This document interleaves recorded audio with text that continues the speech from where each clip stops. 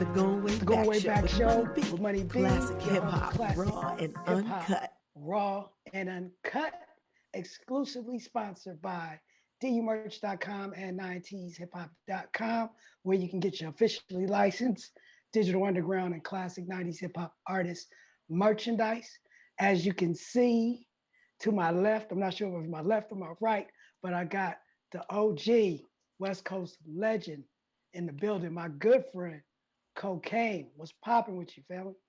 What's popping, fam? Salute. It's it's good, it's good. And I'm also joined by my lovely co-host and producer Ty Teasy. Are you in the building?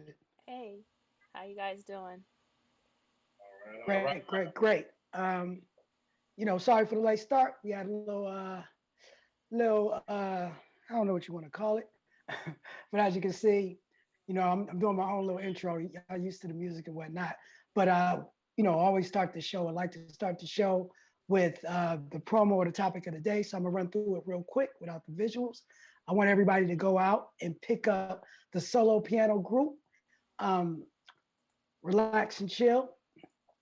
And it's music to relax your body and show. It's called Reflect and Chill. I'm sorry. And it's brought to you by a longtime digital underground manager and executive producer, H. Gregory.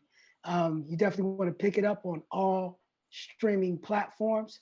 It's called Reflect and Chill, music to relax the body and soul.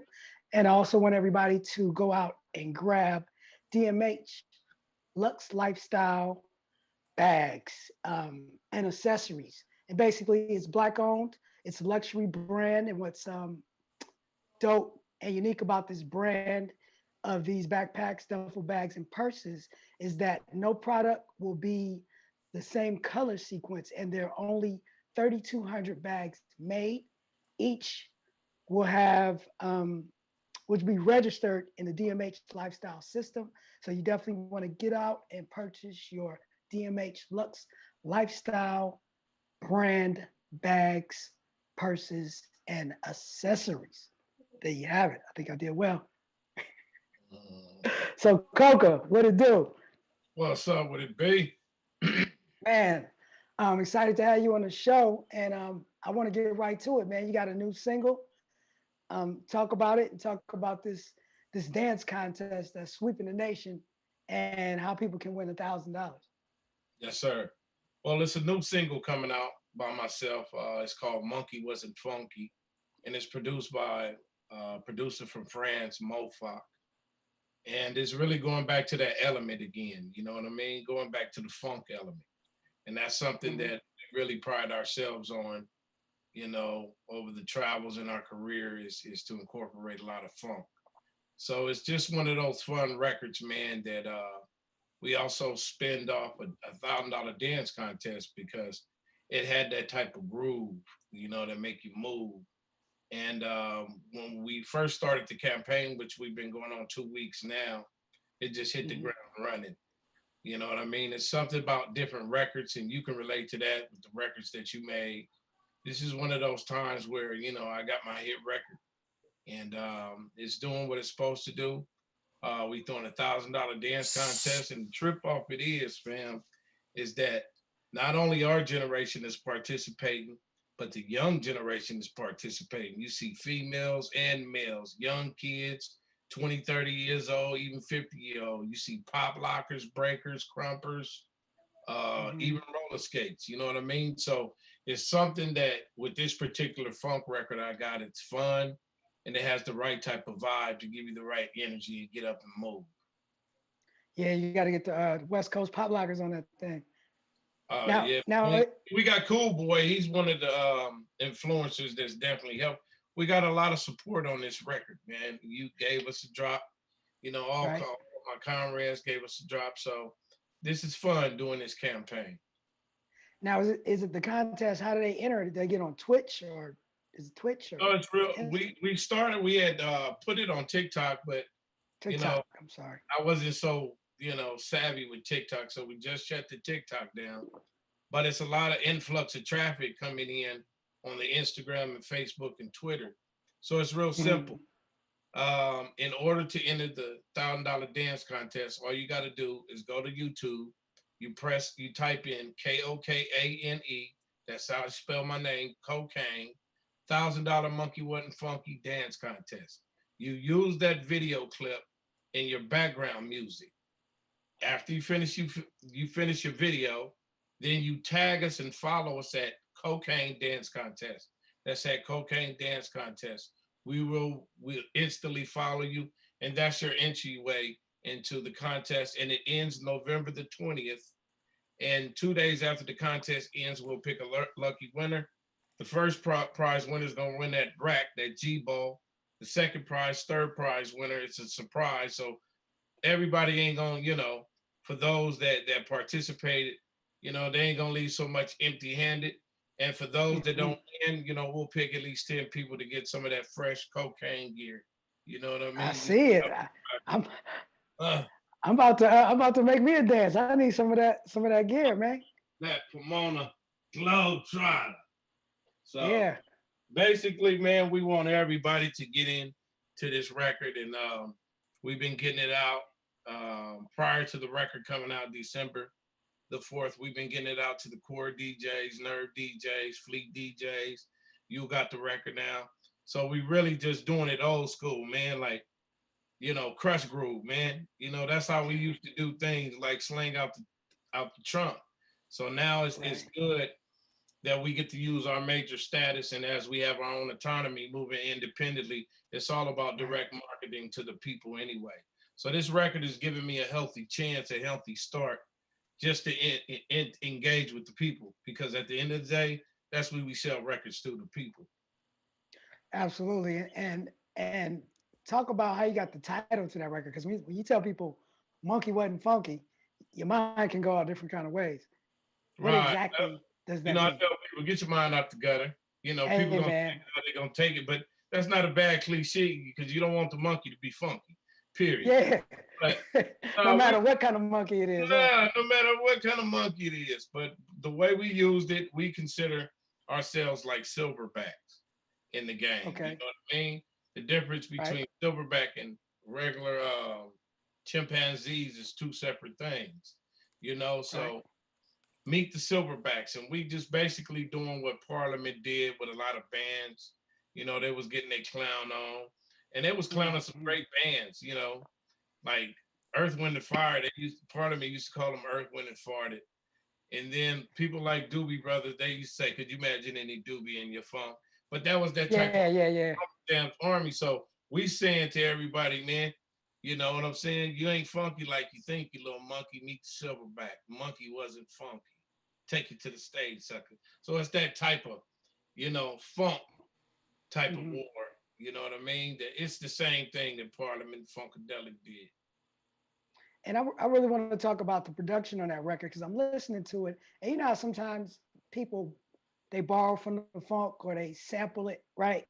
But Mm-hmm. then some people really make the funk. And man, I'm listening to your record and that shit sound like it. I'm like, Mm-hmm. Well, did we you did bring the whole our band homework. back together? Like what? Huh? Yeah, we did our homework on it. B. We some things you can't replace, like the Avalon, to where you Mhm. record your stuff. Having whether you have it on 2 inch to bounce it down to half inch or analog plug in, we went back home to analog. You know what I'm saying? Okay. And the guy, my nephew over there, Mofok, Bonjour to all my friends, people over there, man, they Absolutely. study this, fam. They got some funky people overseas. I'm sorry, Hmm. homie. Like when you go overseas, you would never expect, until they, you either bump into them on accident or you hear about them through somebody. But during my travels, when we was overseas on the NWA tour, it just opened my mind musically, that funk and soul, man, is just its influence is across the world. So I was able to work with this cat, like I said, Mofok from France, Now, overseas. did you go over there to record it? No, he actually sent it over here, but before the virus stuff, he would come over here anyway and mix it up with Okay. a lot of people. And he sent me the record, man, like the record. I said, that's it. That's where we're gonna land the mothership. So uh it took the words just fell out. You already know, as some person creating in the lab, it's not always I'm gonna go in and I'm gonna write this. You got to get it from a vibe of the universe. And the Yeah. words, those particular words, is novelty. Same thing like how George Clinton used to do, and it just fell out eloquently on the paper, and Right. it just fit more than the OJ glove, so to speak. That's dope. Now, you actually, you come from a musical family. Like your dad was a composer. Didn't he actually help make was it Temptation song?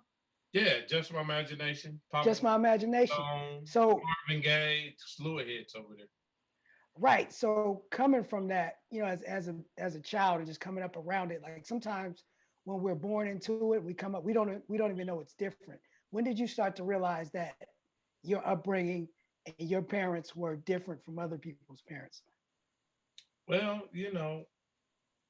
I guess when I was around 6 or 7 years old, Okay. but I didn't understand it. But I knew what I was around. And then Okay. later through my years, once I got like 10 or 11, and then playing in the jazz band at 13 years old, I fully grasped what my pops was about, when my grandfather, my uncle Willie Hutch, you know what I Hmm. mean? I knew this is where I wanted to be. At first, my grandmother wanted me to be a jazz singer. She would call me Okay. Jay Golden because I got funny color eyes. So she would call me Okay. Jay Golden, and I was first trumpet and playing classical music, jazz. That's where I learned a lot of music theory and how to just subliminally just playing it, how to pick up on harmonies and notes. And then Hmm. coming up under the above the law wing, Code 187, he was like my Phil Jackson to Jordan. He was like Quincy Jones to Michael Jackson. He pulled it out. Right. You know what I mean? Okay. When he pulled it out of me, you kind of say he created a monster. Right. Because I was going to ask you, coming from the musical side of it, what what were the influence that pulled you to the hip hop side of things? Oh man, Because that had to be right around that age. at our age, we was blessed. Listen, coming up off Cool Herc, Grandmaster Flash. You know what I'm saying? Uh, And then some of the disco. Chic was tight. mhm. Um, Johnny Taylor, Bobby Guitar, Watson, Parliament, Funkadelic, Gil Scott here, Ron, Rappers Delight. I mean, we were spoiled, man. We had a Yeah. chance to be like a big pot of gumbo. And Right. everything in that gumbo tastes good when it go down one stomach. So it was kind of like that scenario, and plus we come from the era where they were always playing music in the household. I don't care if Mhm. your uncles and aunties came over, the kids would sit right there in the living room with the loud music and wondering how can we hear the television because we always had music. Grandpa Yeah. singing jazz. Music back in those days was so much of substance that you could turn on your favorite song or whatever bad day that you was going through, it helped you. Just like a Marvin Gaye song, you know what I'm saying? So coming from that particular era, man, it was the best of both worlds, man. That's what's up. And you actually have a daughter that's a singer. She signed to your label, right? Yeah, she's a singer and rapper and a little bit of Renaissance woman, a little bit of everything. Okay. And how does that feel knowing that she's kind of like following in your footsteps? And then also, um, how do you manage her expectations in this business? Because you know what this business is and what it can do to people, right? Right. Well, first of all, as somebody that already been through it, for her to get, Hmm. I didn't make it easy on her. I think if you make it easy to the extent you don't be so hard on them, but because they girls, I have daughters. I have 4 daughters and 4 boys. But with my daughters, uh, Uh, I would tell her, no, go back, no, go back, no. Sometimes she used to cry in the studio. And then I would have to explain to her why. And daughters don't want to hear that because once they certain age or even the dudes, they in adolescence, you know what I mean? So right. years and years, I said I'm not gonna put an album out you. What I did is planted her music through my albums. So that way Hmm. you can build up, because nothing is overnight. We know that. It Yeah. build up the expectations and build up her fan base because everything is in this game is about numbers. You know what I mean? And it's about growth. If you have the type of growth and build up the numbers of your fans, it's gonna be better for you. It's kind of like Hmm. what I did with her is like the old kung fu movie, like snatch the pebble out of my hand. You know what I mean? Yeah. And she was trying to grab it, but she didn't snatch it. Now I got to a certain point where it just came naturally, and it feel good when your own daughter could say, that to her mother too as well. I can't leave wifey out. That dad, I understand you was talking about how hard you was on me. A diamond made of pressure. So she understood that aspect. And now she awesome, fam. Like we couldn't be more proud of all of our kids. But while we talking about Anissa, she really took control. And that's good, especially for young black females, to have that empowerment and that source come from her parents and that support come from her family. So that Right. way, years later, she understand it, she respect it, and that made her more grounded. So she ready for the world now. She actually ready to snatch the pebble out my hand. Yeah, and I actually kind of have been witness to it because I remember several years ago, I performed with you, I think at the Tacoma Dome. Yeah, It was DMX and uh, the Brat and a bunch of people. But when you're set, you brought yeah, your family on stage, yeah. and if I'm not mistaken, you probably had her singing, right? Hmm. It was Yeah, it she was, was it was several years, she was in the huh? background because that's what I do now, man. If it ain't, I'm like Pat Benatar. She was like, look, I ain't finna put out no records till I have my family with me. And Right. a lot of times when you're out there hustling for the right reasons, it's 86,400 seconds in a day. And when your kids need you, yeah, you got the right mind state to hustle, but you can mess up and miss so much time, man. So now I got the opportunity where I'm in control of my own label. I'm in control of my own destiny. It was good for my spirit to have my family Mhm. around because that tells a lot about a people's character by the company you keep. And before, yeah, I was hanging around in the midst of this matrix system, really. But then it allowed me to really be attached to them because I had to be broken for that to happen. And broken is a good situation because God come in and when he do it correct. It makes you know that it's not about you, it's about what you do for others. That's why your soul is measured really what would God put in your life, and that's your family. In time, I just moved away and different other things and just rehabilitated and reprogrammed my get down, and put my family first. Man, things has been just out the universe, like things of blessings and that's what it's about, you know what I mean? So like the last travel I came out there, man, I came out there with my twin boys. You know what I mean? Okay. This is how we wiggle. So we run the company the same and I only got like one or two people interested in the music. I have other kids. Like I said, me and my wife been together 36 years. We got 8 kids, 4 boys, 4 girls. You know what I mean? Congrats. I'm proud of Congrats. that's it. All glory to the Most High. But we got people that are interested in kids that are interested in STEM scientists and just physics and different things. And my boys is on the board because when I say we run our business like a family oriented business, we really do. Yeah, Everybody in this family participate and have knowledge now on how to be successful at what we do. that's dope.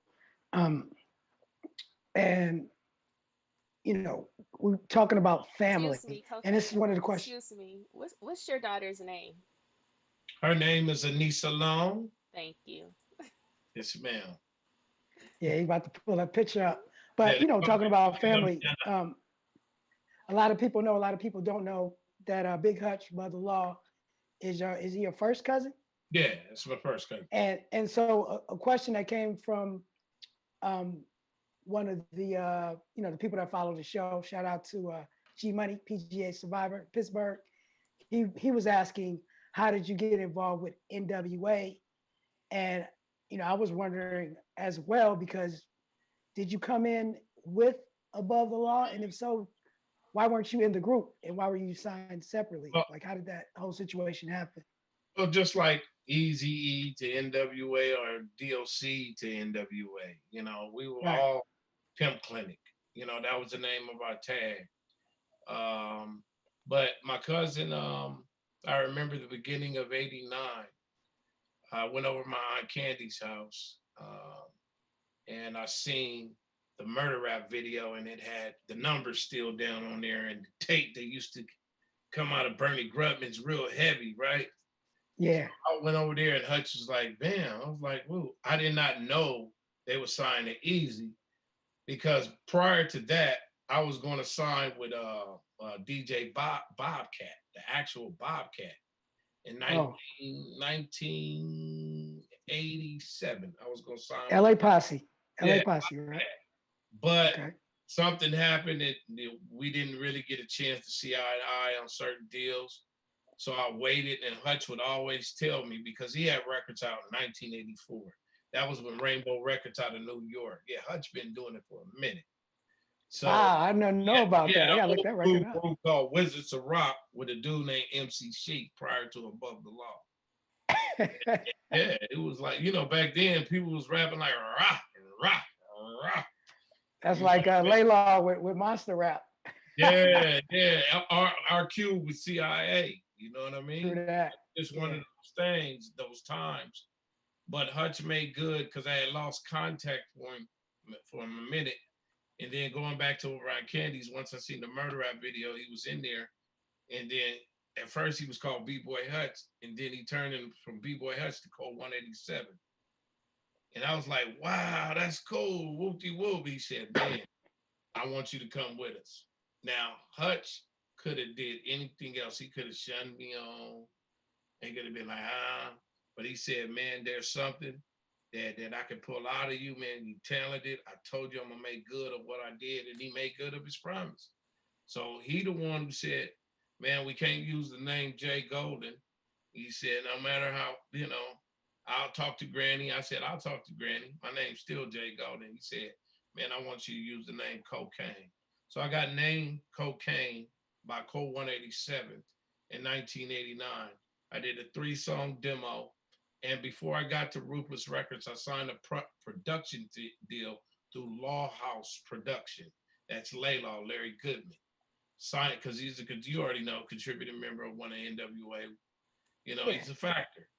So I signed through them and did my demo in Pomona, and all the fellas from Above the Law, the original members was all around. And that landed my deal, man. You know, after they shot it to Eazy, it didn't take long for me to get signed. In his opinion, he was like, man, I got my George Clinton, I got my Curtis Mayfield, I got Annie Bus. Man, this is cocaine. Boy, he fell in love with it because Eazy loved that controversy. And the most Right. controversial name on his thing was Niggas for Life and Cocaine. Right. But before you released the first album, you were doing some writing for Easy as well, right? Oh yeah, yeah. I was doing some So writing. what some of the records that you wrote for NWA, or at least Easy E, I would Well, say. I wrote Eazy's 10 Gangster Commandments, wrote on Any Last Words and a couple more joints. I can't think off the top. But he allowed us to be us. Even Dre allowed us to be us. You know, we learned a lot from Dre.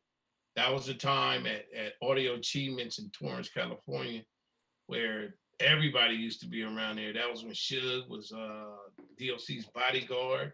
That's when Jewel and Warren G used to bag on each other in the front office part. That was Sure. Jimmy Z, all these great cats that used to be at Root, Michelet, Laylaw, Above the Law, myself, and we was like one big family. You know what I mean? We didn't have an idea that so much shit would fuck up. You know what Yeah. I mean? But you know, they had a problem with calling me cocaine because Eazy was like our West Coast Russell Simmons. He got one of the biggest deals at that time where that was unheard of. You know what I mean? Him and Jerry Heller landed the deal with Epic Records, Kenny Camisar, and Al Masaku, right? So it was Butler Law, Hmm. Broken Lonely, and Cocaine. But this was like in the end of 1990 or something like that. So once he landed the deal and Kokane was actually supposed to come out, you know, Epic Records did a catch 22. They changed it around and put out Who Am I? So a lot of the streets was waiting to hear Kokane, but their excuse is that the FCC or the laws at that time don't want to play Kokane. But Eazy was like, "That's y'all full of shit." You know what I'm Right. saying? Like y'all actually fucked up the project. So that was a door shut in my face to let me know, okay, you're gonna rise to the occasion, or it's no use doing music. Maybe you need to write because they don't want to say your name or change your name. Eazy was like, fuck that, man. Your name is Kokane. You Ruthless Records. Ain't nobody changing your name. But then that started a whole fire set up on me because people didn't want to play me on the radio. So I was working 10 times harder as the next man, going to different other studios, blessing other artists. And I didn't know years later, you know what I mean? It was going to help create the feature game like it is. You know what I Yeah. mean? So that was all surrounded, man. I'll tell you that. Well, but from that first album, your single "Nickel Slick Nigga" actually ended up on a deep cover soundtrack with Dr. Dre. But after Dre left Ruthless, so how did that even happen? Well, that was kind of like a gangster move right there because Yeah. Dre and Eazy was going through it and with the powers behind this on Rufus, powers behind Death Row. And that's funny because they used to see each other in traffic and Calabasas would be like beep beep beep beep beep. You know what I'm saying? So, Yeah. but regardless, regardless, it was regardless to the point of us. Now I'm laughing because I know that whole thing. Like, yeah, what's up, suck ass nigga?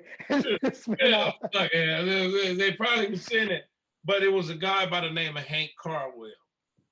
Okay. And Hank Carwell from Detroit and John Payne, who actually did a lot for Death Row. You know what I mean? That actually made that move. And it's only two Rufus artists on there, and that's myself and Poor Broken Lonely. But Dr. Dre also did the remix because even though we was beeping, we was still it was still like everybody in limbo. Like I fuck with you still, but I can't fuck with you. I fuck with Yeah. you still, but I can't fuck with you.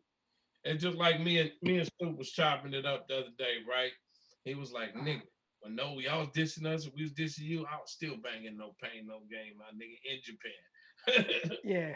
So it's a positive thing how once time reveal, and people linking back up and people were friends, became enemies, and then became friends again. That's a beautiful thing. And another story from that album, Cletus Mack wanted me to ask you. He said, "Tell a Michael Jackson story about." Well, Hutch had originally Dr. Dre. Easy asked me who I want to do my album, him and Law, Right. and I said, of course, Code 187. I said, but nigga, Dr. Dre, 187. So some of the beats that are on the original Chronic album was on my album, and Hutch had sampled the original demo to Billie Jean and Uh-huh. shot it to Dre. It's the same thing like he did with Living Like Hustlers. Dre put his thing on there, but then Yeah. wanted to clear it with Michael Jackson, and Michael Jackson heard of me because I was now, through Ruthless, but I was Epic Records, so I was Yeah. his label. And Michael Jackson was cold with it, man. Michael Jackson said, man, you could use that sample, but you got to give me so many songs, and you're not getting the publishing on it. Easy He and put it like, nigga, fuck Michael Jackson. right. And Jerry He's, had man, fuck man, Michael. But Michael was, he was like, and Michael didn't have to say, he didn't even have to make an exchange like that. So I feel honored that cocaine situation and that what Hutch produced, it was called Keep the Flavor. We had to change the whole beat around and everything. You know what I'm saying? That's what happened, Jack. that's crazy. So he pulled the OG Beyonce move. Like, I'll use it, but you got to give me everything. Man, no wonder Michael said that to the Beatles. He was like, "I'm gonna get all your publishing." Word. Michael was gangster with it, nigga. Hey, excuse my language, but that nigga was gangster with it. Oh yeah. I mean, that's how you got to do it, man. I mean, It been learn the, from the best. I mean, Drake could have did it. You know what I mean? It could have been a big move, but you know, with Epic Records wanting to change my name and all kind of shit, it was destined to Yeah. be how it went. Well, actually, I could have seen it if it was one record or two records even, but Mm-mm, a bunch of records, no publishing on Michael Jackson. Hell mm-mm, no. mm-mm. He can kiss it. Tantizi is actually, I don't know if you see a message, but you're losing a little light. I don't know if you got any light there. I don't know Yeah, if the sun is setting. you see him? Oh, we can see you, but we was just saying like if you got a light, click that thing on. There ain't no light around You here. could. It's not that big a deal though. It's not that big a deal, See but me we can now? still see you, and we Yes. can hear you loud and clear. Um, so you only did two albums with Ruthless, and then after Easy passed, you left, right? Was it because of was there disarray, or was there like mismanagement at the label, or did you feel like you were getting lost in the shuffle around Ah, that time? it was time to go. You, Yeah, you know when it's time to go. You know, and plus because money and assets, and you know with Tamika and Ron Sweeney and all mm, those, you know, and in court, you know, it was time to go. You know, so I had left that situation because my contract was open, and I went to Scotty Brothers and did a song called "This Is for the E" with Yella, DJ Yella, off the One More okay. Nigga album to go. You know what I mean? So we did that and did a song called Ferradas Only, and Mm. that was it. Once Easy died, it was time. Was no need for me to stay there. Yeah. They're asking in the chat room, who's on your playlist right now? Who you listening to? I listen to a lot of old school. I'm sorry. You know, I That's listen to a okay. lot of old school R&B. You know, Hmm. Uncle Bootsy, Rubber Band. I listen to heavy metal too. You know, Any old school hip hop you listen to? oh yeah, all the old school. I mean, West Coast, Bobby Jimmy and the Critters. Who else? Mixmaster Spade. When it comes to West Word. Coast, old school, Too Short. Old school, Cotty T, Digital Underground. right? You know, but it's a lot on my playlist. But the older I get, you know, I ain't nothing like some good old Luther Vandross. You know what I'm talking about? Take it back home. Oh my Now God. now when around that time when you left Ruthless, Bone Thugs and Harmony was the group there. That was kind of like the flagship group at the time, like 94, 95 ish. Did you have a relationship with them at the time? Like, did you? Yeah, they can. You can watch the if you look up any last words. Bone Uh, Thugs and Harmony just got off the bus and got in the video. And that was Word. like 1993. Okay. Know what I'm saying? So you could see them. You could see Toker, rest in peace. You know, that was Uh, their humble surroundings. You know what I mean? And we already was like, I was in one song, and Above the Law was three songs in deep with vocally pimping Black Mafia life and living like hustlers before uh, Bone came around. And when they came around, like, I'm gonna be honest, I was like, I don't understand that type of rap.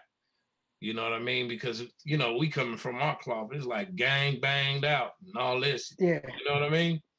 But Uh-huh. Easy was a visionary man, and you know, he recognized those cats, man. He was like, man, this is gonna be a different sound. And when they came and they touched the kids, it was something new, different from just the regular old gangster funk we come from, and they blew out the water, man. They were the men over there, you know. But you couldn't hate on that, you know what I'm saying? They did what they Right. did, and you know that's how it is. You in the game to sell records and win. It's not, you know, it's not really a pissing contest, even though people say it is. But no, it makes sense. Like, you know, these guys are selling records. If you're not doing so much, you know what I mean? And we were selling records over there, but they were breaking records.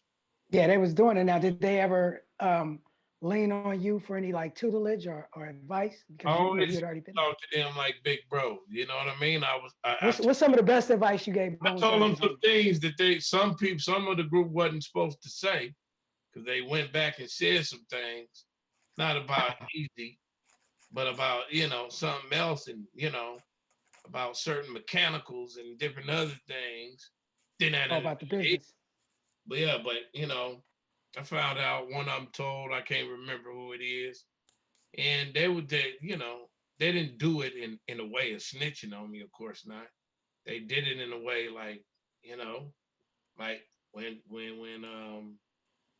Malcolm X, that movie Malcolm X, when Betty Shabazz was talking to Malcolm X about, you know what I mean, certain things that you can't believe, whether it's true or not.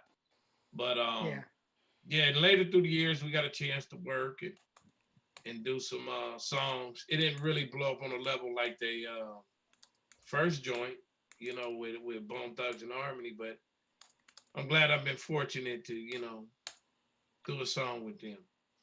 Okay. In the chat room, they're asking um, about Tupac, and I think, and you correct me if I'm wrong. I think the really one of the first times we really got the hang is when we recorded "Call It What You Want" for the Yeah, Brother Law yeah. album.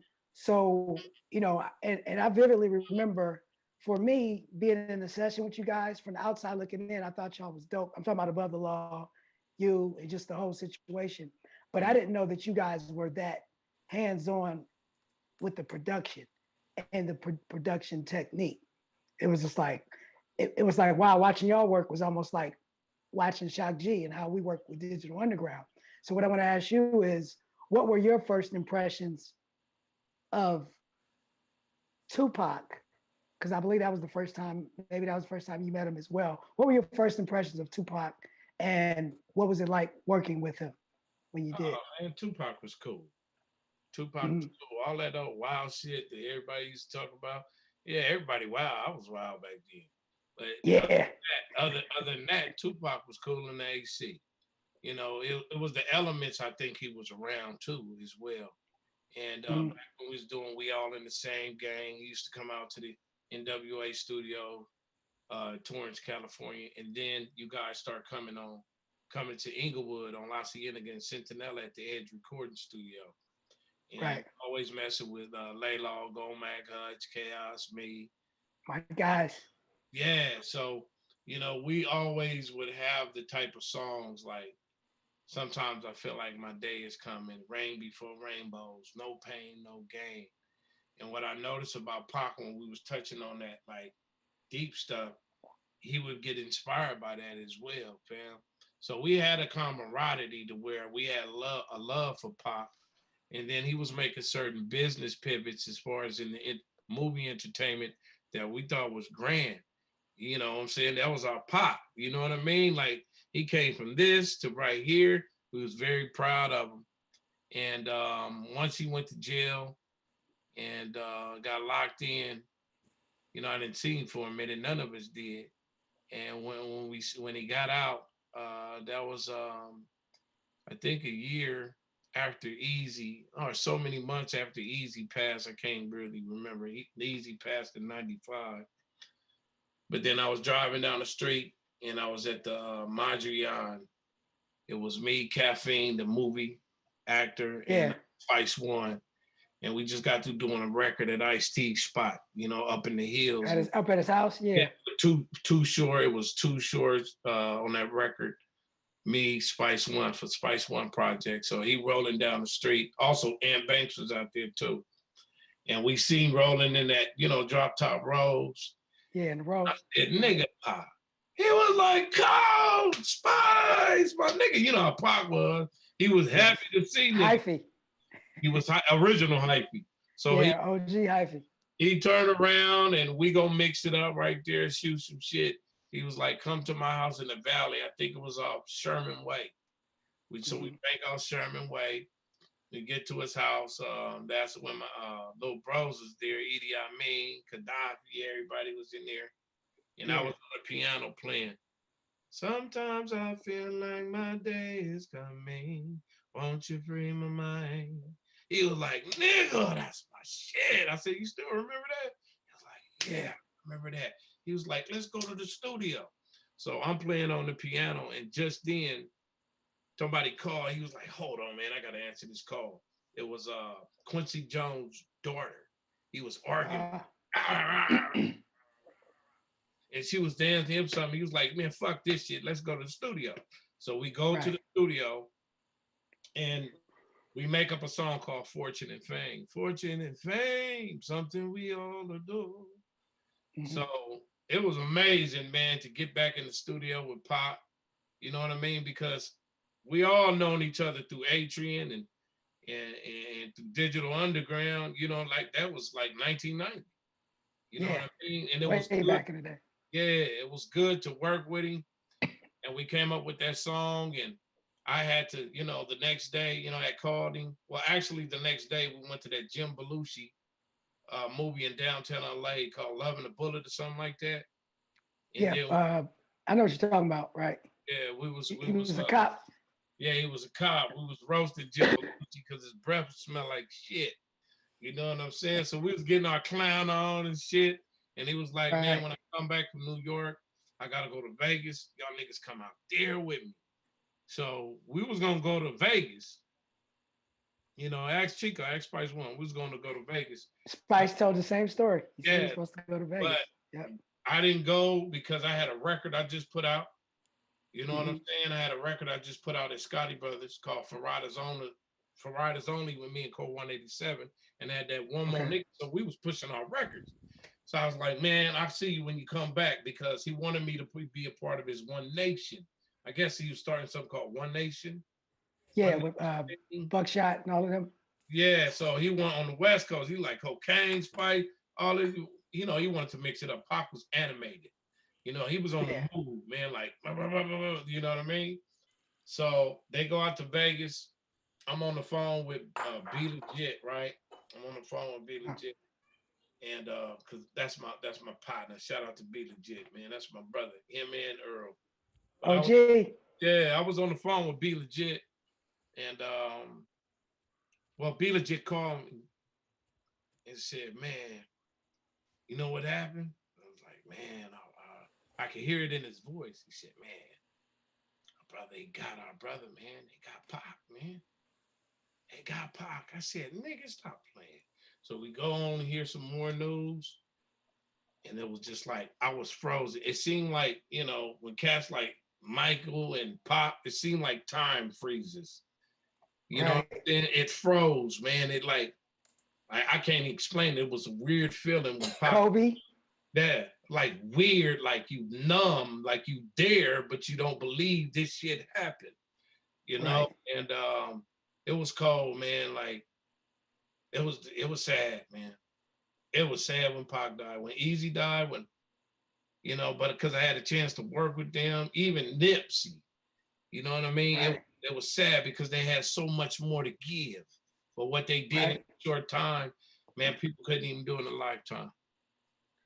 Yeah, and I was going to ask you about that later, but since we're here, you know, talk about how it was working with Nipsey as well. Did you get, because even though I only met Nip one time, very briefly, but just in his action and watching him from afar, I felt like he was that next evolution of what Pac kind of started, right? Yeah. And these kind of people, they only come around maybe once in our lifetime, right? So what was Nip like and working with him? Oh, he was awesome. He did more learning than talking. You know what I mean? He soaked it up. He was rare. I mean, the brother was building computers and putting them together when he was little. You know what I'm saying? The suppression didn't affect what God vision that was put inside of him. You know what I'm saying? He was, you know, he was a rare breed, something to come along and draw a blueprint so cold and mastered what some of the OGs did and bring his innovative approach to become a supernova. You know, he was a supernova to me. You know what I mean? Two planets colliding together from the old school era that he picked up on to innovating from the new era. That's why his legacy will live around forever, because he wasn't thinking about the music. He was thinking about how I'm gonna use this music to go ahead and help my people out the ghetto and help my especially the youngsters get into a situation that the system will not allow them to. You know, he was like a prophet, so to speak. You know what I mean? Yeah. And I don't want to, say who's a prophet or not, but in likeness of a prophet, a street prophet, he was more that, and it was a blessing to see him grow over the years, be a part of his projects. I was on his first marathon, Mr. Untouchable. I was on Bullets Don't Have No Name. We did some more cuts, and last time I talked to him, he was working on Killer Twine project, and he was like, "Man, I gotta get with you, Cole." He already knows, and man. He said, "Killer Twine is right there at the right source. I'm gonna get at you, woo to woo." You know what I'm saying? And that was sad too, man. And we all learned something from that, man. Watch who you smoking weed with. Watch who you be around. You know what I'm saying? Is it because it's not worth it, man? Our people, no matter how much you want to help them, you still gotta safeguard. Not saying he didn't, because he did the best he could do.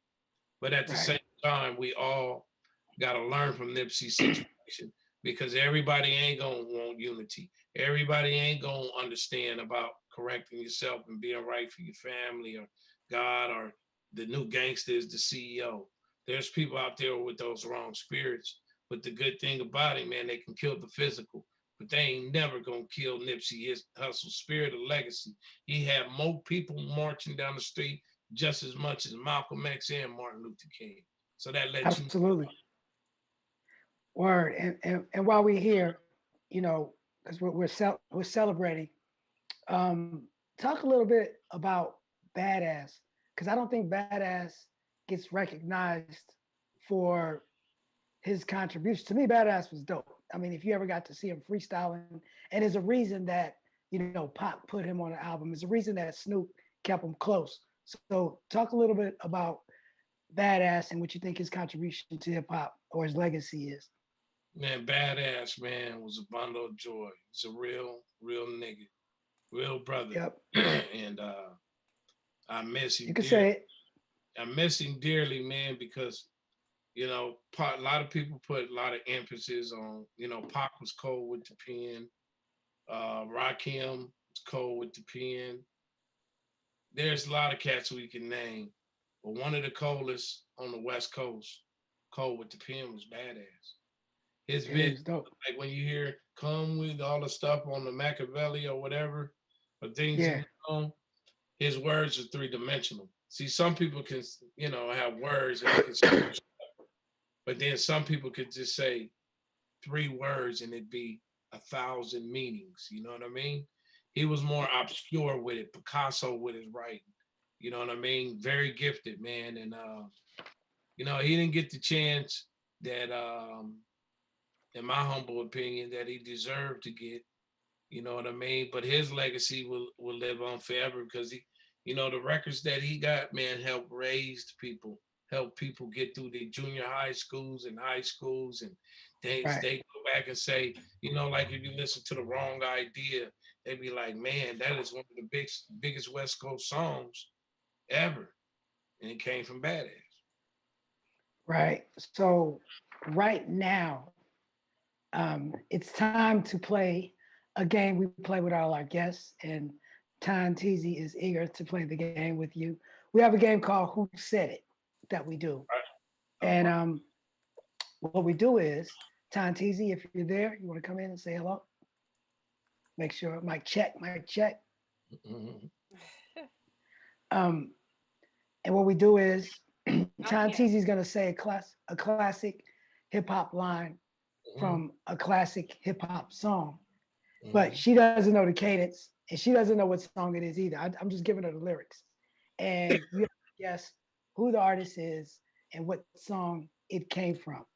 Now, to be fair to you and to our artists, we always like to keep it, in a narrow it down so that you don't have to guess too far out. So all of the artists that she'll be talking about are going to be um, West Coast artists. You know what I mean? West Coast legends, I should say. Are you ready? I'm ready. Can you guys hear me okay? I can hear you. Yep. Yep. Okay, perfect. I just wanted to say one thing about Badass. I met him a couple of times and he has always been really nice and really reserved. So RIP Badass. All right, so here we Yeah. go.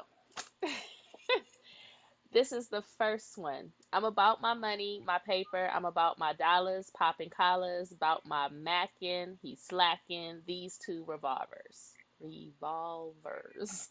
Who said it? Damn, I know that. I can say it again. Say it again.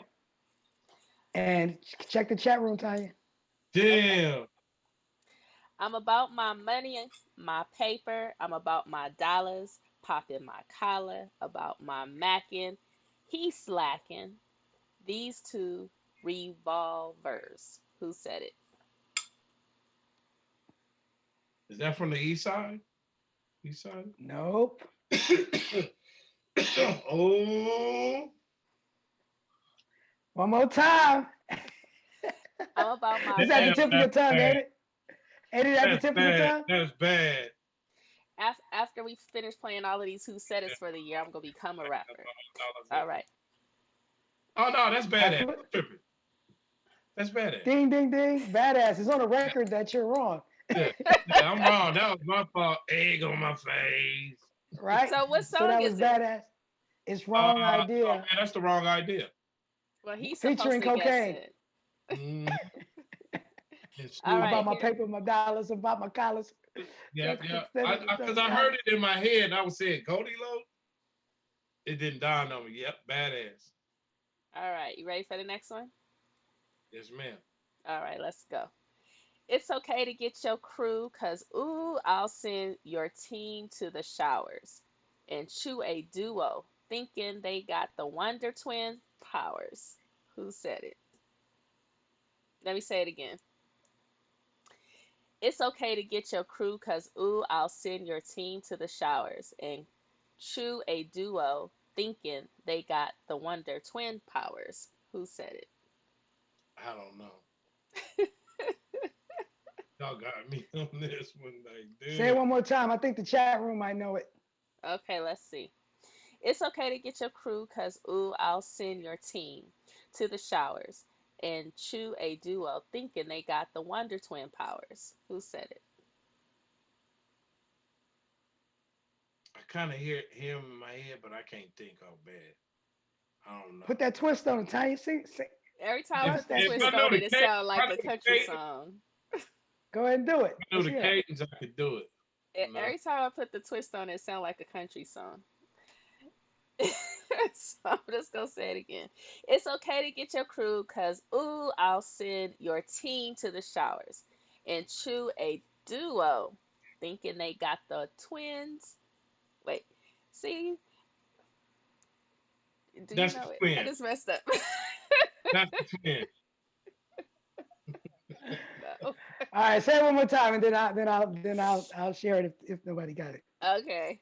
It's okay to get your crew, cause ooh, I'll send your team to the showers and chew a duo, thinking they got the Wonder Twin powers. Who said it? And the chat room has no idea. I don't know who said it either. That's a good one. I don't I'll know. sing. I'll sing the cadence. And go. Okay, I send your team to the showers. And chew a duo thinking they got the Wonder Twin powers. I devour much, spit them out. Lunch breaks, I shit them out. Oh, I could have oh, never said it that way. Just think, what do you oh, think this is? A threat? Forget about a comeback. You're done, black. Cuddy wants to stop it. the But you'll call me the ender when I chop you with the chopper. chopper, sting you with the stinger, flex the chicken Flex finger. my finger, I grow Who up, finger. I is blow you it? the big to get it.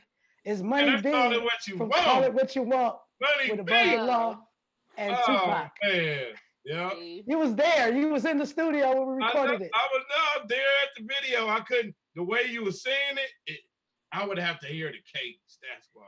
And yeah, that's now I crazy don't because know it. because Teasy didn't know it either. And it's me. That was a call I last. couldn't even read the lyrics. I could barely read your writing, I so blow the I bitch wasn't ain't gonna got ever get it. Oh, that shit. That shit still go. All yeah, right, we was so here's busting one on that more. thing. Y'all ready? All right, here we go.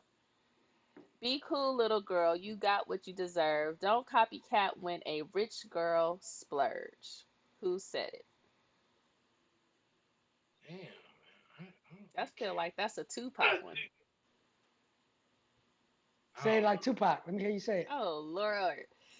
Be cool, little girl. You got what you deserve. Don't copycat when a rich girl splurge. Who said it? I don't know. Game goofy right now.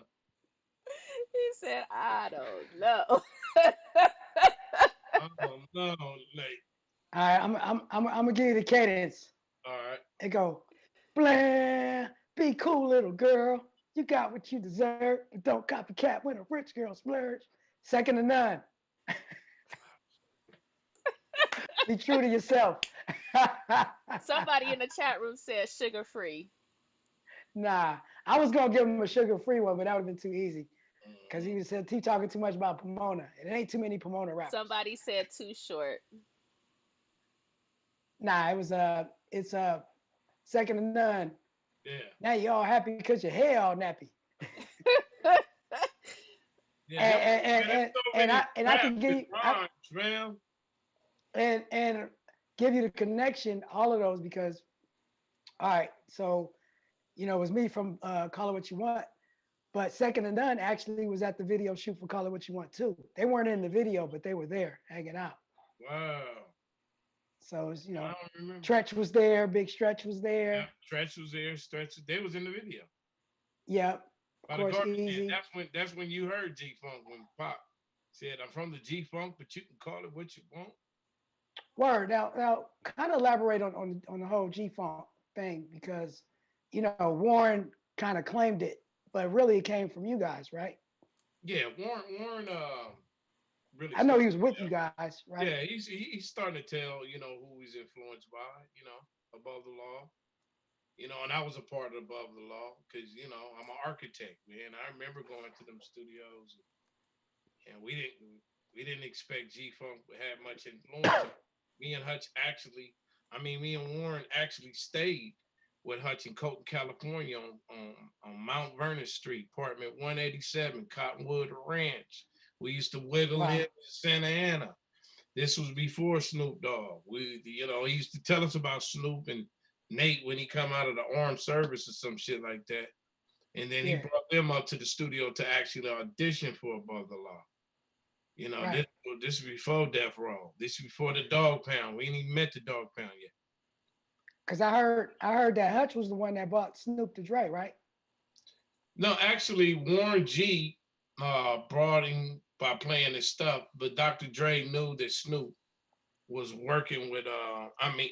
Dr. Dre knew that Hutch was going to work with this kid Snoop, and actually, Dr. Dre said, "Man, I want to work with this kid, but could I get your blessing because I know you was interested in working with him?" And I said, "No, no problem, Dre, man, work with him. Snoop talented. I'm finishing up the Kokane record." So That's that's how dope. that was. And But then we were doing a lot of things. I remember Hutch was sitting in the car with Dre, and we was playing Black Mafia Life. And the songs that on the Chronic sound very identical, similar to Black Mafia Life. It does. mhm. But Dre said, "Man, what's this type of music y'all doing?" I said, "Man, it's G-Funk. That's what we do." And that had to be weird because knowing that, Warren was rocking with y'all first and Snoop Mhm. and even Dre, but then all of a sudden, by the time y'all really start bubbling, shit is breaking apart and Dre and Snoop and Warren come out on the other side with Aftermath and y'all right there. So I mean, and I know you've already elaborated on it, but Yeah, I know with that Death Row, dynamic had to Death be Row at crazy. that time. We felt at that time they this is about everybody cool now, of course. But we felt at that time that you know um, y'all took some of our music and our Hmm. style, our language, our slanguage.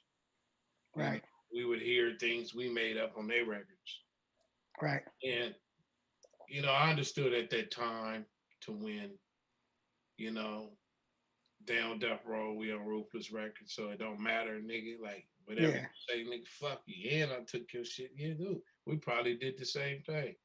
You know what I mean? But years Right. later, you know, I really salute Warren and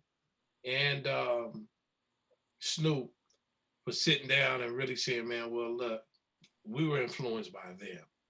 And there's nothing wrong Right. to say that because what they did was it was very honorable to break the ice and let them Yeah. know, no, these are the one. You know, like P Funk is a worldwide phenomenon, so is G Funk. You know what I mean? Yeah. So it's a blend. Even when I did a record with Snoop, a single coming out called "Talk That Shit to Me." It's coming out soon, and it's ironic. The same studio that he auditioned to is in walking distance to his new studio at the compound. So he was like, Wow. "Man, y'all had a big influence on us, and you know, nobody is bitter. No, we took the bitter with the sweet, and made some incredible records once that Death Row and Ruthless beat was over with, fam. You know Yeah. what I Brought it mean? all back full circle, But right? the influence, yeah, the influence is there. You know, Hutch was the master as far as orchestrating us in one room. People collectively would come up with ideas. KMG, Total Chaos, Go Mag, Law. But I was doing a lot of singing around there. You know what I mean? And Hutch had a way, sing this, sing that, and he would build around as well as incorporate things from him singing too. So it was like we were having fun just funking. Like we were different from NWA. They were more SB12 driven, break breaks, and they Yeah. were like a West Coast bomb squad. Or Beastie Boys kind of thing. Yeah, but you know what I mean? Express yourself, all that.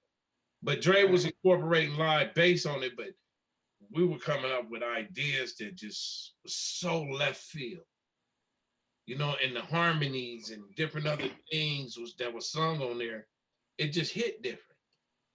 You know, Yeah. it had a I major saw it. influence on West Coast hip hop in general.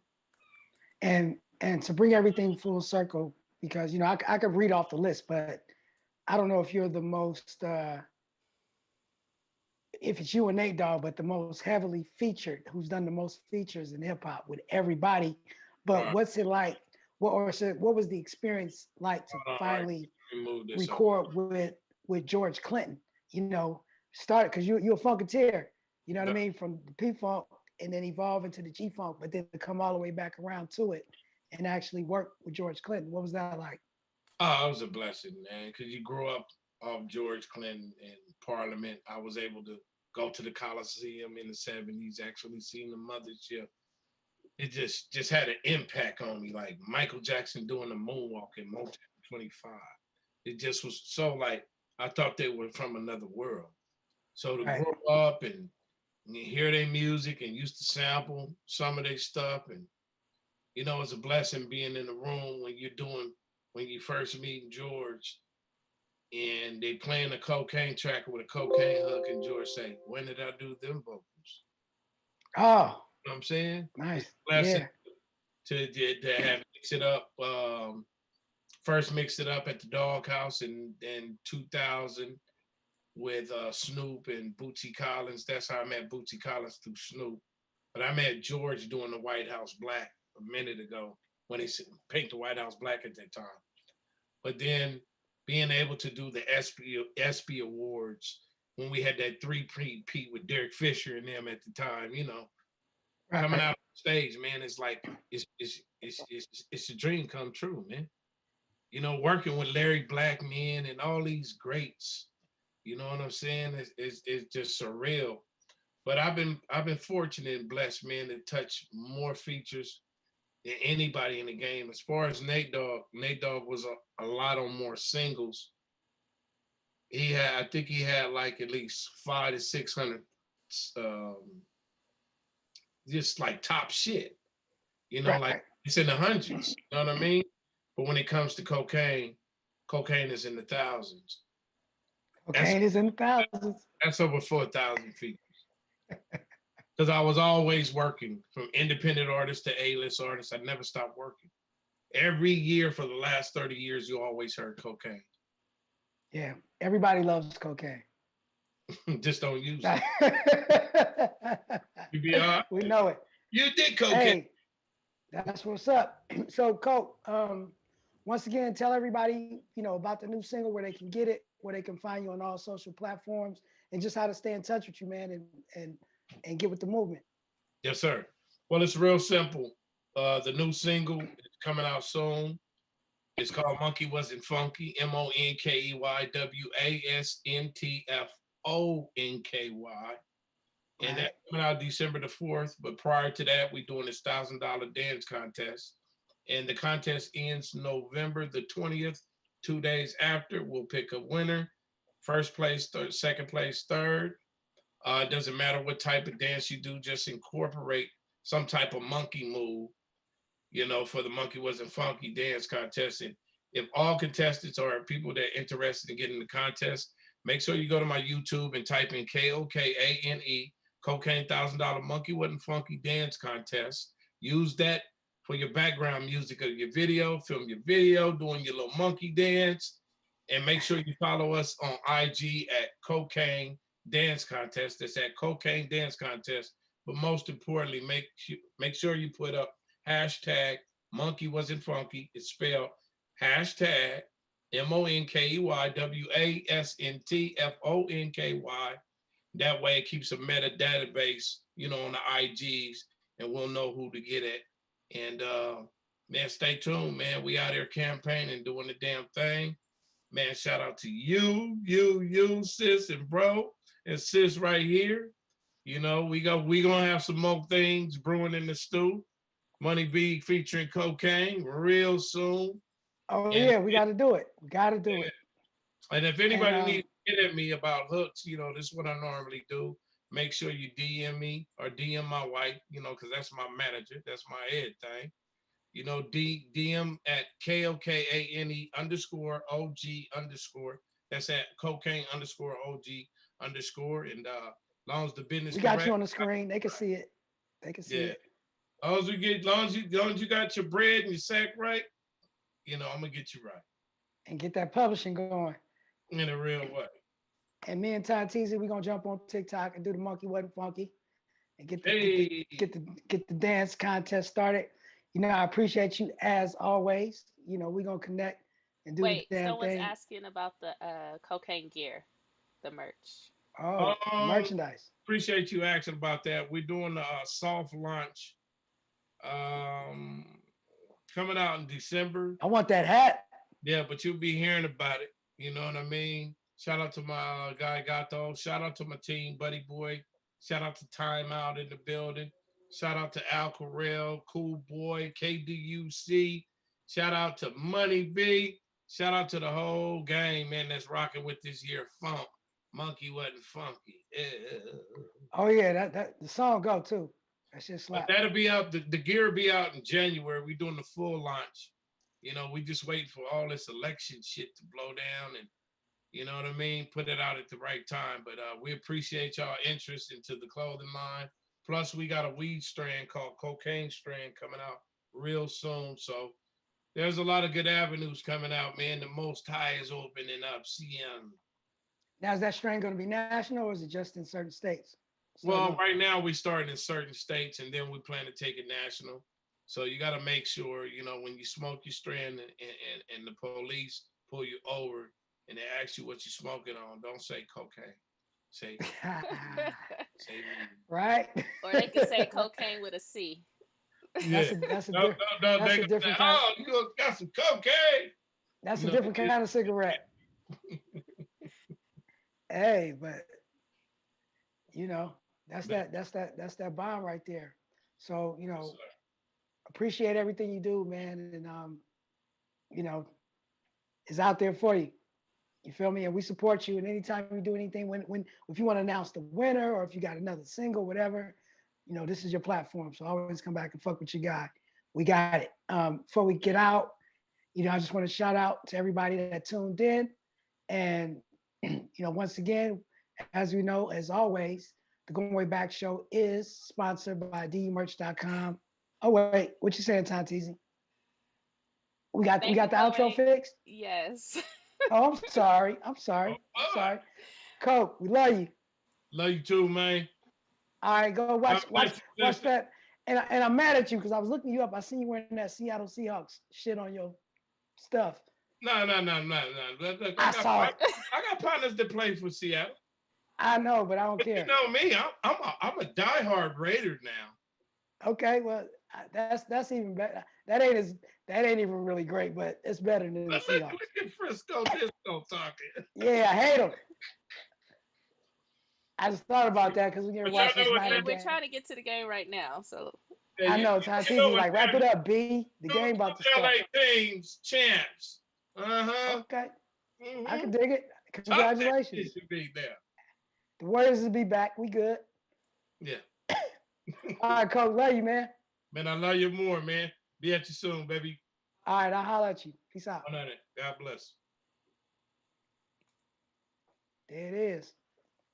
So before we get out, now I got the I think I got the look, she's waving to Bye-bye.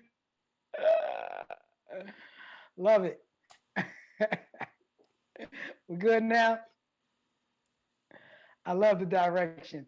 Shout out to Ty Teasy. You know, if I never said it, Ty Teasy, I appreciate you. You do a great job. You got this thing humming like clockwork all the time. Say something. you're welcome. She like really like wrap it up.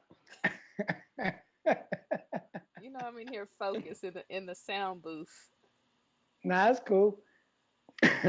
So, like I was saying, man, the show, as always, sponsored exclusively by dmerch.com and 9tshiphop.com, where you can get your officially licensed digital underground and 90s hip hop artist merchandise. If you're watching this, you can definitely look into the info box below, click on the link, and get you some good merch. Make sure you, if you haven't already, subscribe to the Going Way Back show so that you be notified to all the upcoming shows. Speaking of that, next week we will not have a show. We will be away.